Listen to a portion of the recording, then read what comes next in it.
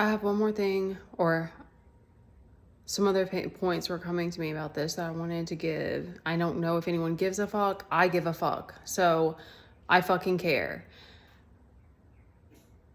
Being in the fitness industry is it she had therefore it is a toxic relationship with that. And there's got to be a way that all of the people around her are enabling it. It's sick to me. It's not sick. I'm sorry, I don't want to use the wrong words. It's very scary to witness things like this and to know that there are not people that we breed this kind of stuff in these types of spaces, that's just allowed. And I'm very lucky and fortunate that there were people in my ear who were saying, I'm worried about you. Like very early on, I lost my period when I was in high school and I started running races because I was so intense about it. And I wasn't really into lifting at that point, but I was going hard. Like I still to this day, I like to run. I do not like jogging. I'm not a good jogger. I want to run. I don't know why. I've just always been that way. I did races. Never got real crazy with racing though.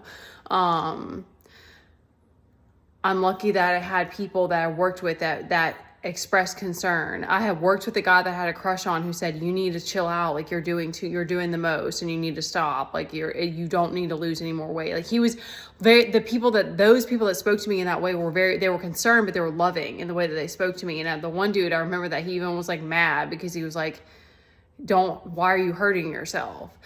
They could see that it was abusive, the relationship that I had with fitness. It wasn't healthy. And then that was early. Those two were early on. Later was with the other girl that I worked with. She was like, you need to start journaling what you're eating. And like, she was just, but she said, she expressed it in a way that was like, it was a little exploitive because it was like around people, and that's not something that it's hard. These are hard things because of the fact that it's so you feel so vulnerable. You feel so seen in a way that's like you don't want to be seen. Because you think that's why it's just like a drug addiction. You think you're in control of it, but it's in controlling you. And I also had people when I'd be on the treadmill hitting that 8.0 and like going and like pushing my body as hard as I could. And I would have people telling me that they were inspired by it. So that's the other thing that's what I mean. That's scary about it is it's like, it is what it is. Cause there's always going to be extremists. A lot of these things are addictive. And so, there was another point to me speaking on this.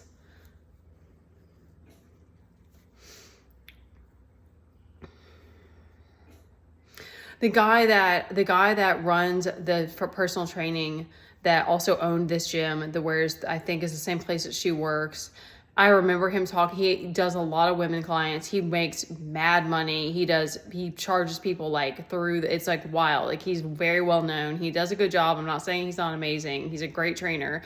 I remember though, the way that he talked about eating and the way people should eat, and he was very like, you need to fast, you need to do this. And I can't remember specifics.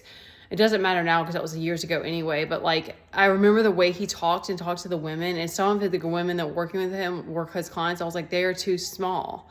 I was like, this is sick. It's not a healthy relationship that like you don't, even if you are a trainer, you don't tell people how to eat. You can give them suggestions. Like you're not their nutritionist. Like that's a very big thing because it's outside of your scope of practice. And that's like, he probably had like some sort of, I shouldn't say that because he probably had some sort of like extra licensing to be able to do that or something maybe. But like, I remember like eavesdropping on the conversation because I've done my own research and stuff like that. And I just remember it being like, you are heavily influencing these people, and their vulnerability is in your hands, and their like well-being is in your hands. Like it's not something to take lightly. Like,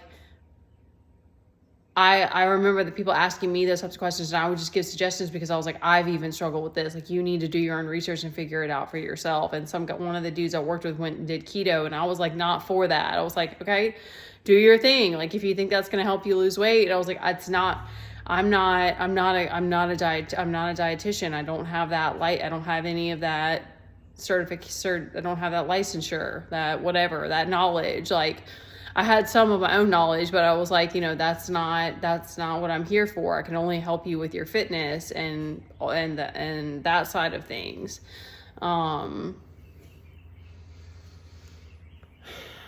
So it's scary seeing this kind of stuff when I also had so much firsthand experience and how addictive that relationship, how addictive and toxic that relationship is when you are also immersed in it and you're making money doing it and you're getting clients and they're enabling in some kind of way. They must be, because when I was training, I wasn't really healthy, but I was in a better space. But then I started using, when I was stressed with life, I started pouring it back into fitness again and like doing too much. It's scary. It's very dangerous. And, having relationships that are enabling makes it even harder to like get out of. So I just wanted to speak on it from my own personal stance, and the fact that like still to this day, I don't have food freedom the way that I would like to. I'm not able to work out the way that I want to anymore, because it's also lifestyle, because I'm a mom and I don't just like make all this time for that, but I could do that more, but my body can't recover the way that it used to. So it's like, it has long-term effects that are not so fun. And I'm not even at menopause. I'm not even there yet. And I don't know what the fatigue, that's been a thing. And I don't know how much, because I've had so much emotional purging and stuff like that, but it goes together with that too, because a lot of the tears are probably because I wasn't loving myself all these years. Like, so anyway, it's the healing is worth it. It's just, I wanted to give my take on this because it's on my mind and my heart right now. And it makes me sad that there's not more support for women out here. It's just, or that there's a high cost to it, I think it's worth it. Like, I'm very, very, all of those things are huge. And I think I would recommend that for anybody. Like, go pay for, I need to get a therapist, pay for a therapist, or like go do like, I've signed up for different classes, and like that helped me to keep going, like having group settings. But it would be nice if we had things that were more available and affordable for people, single parents doing everything alone at home, like whatever, like could do it from my phone or something would be nice. Also very grateful for, I have had my mentor like group, like he doesn't charge me. God bless you. I don't know if I want to I don't know if he wants me to drop his name. Bless him. Bless all the people that give anything for free. Bless them times a million. 'Cause I know that's not easy to do. Okay.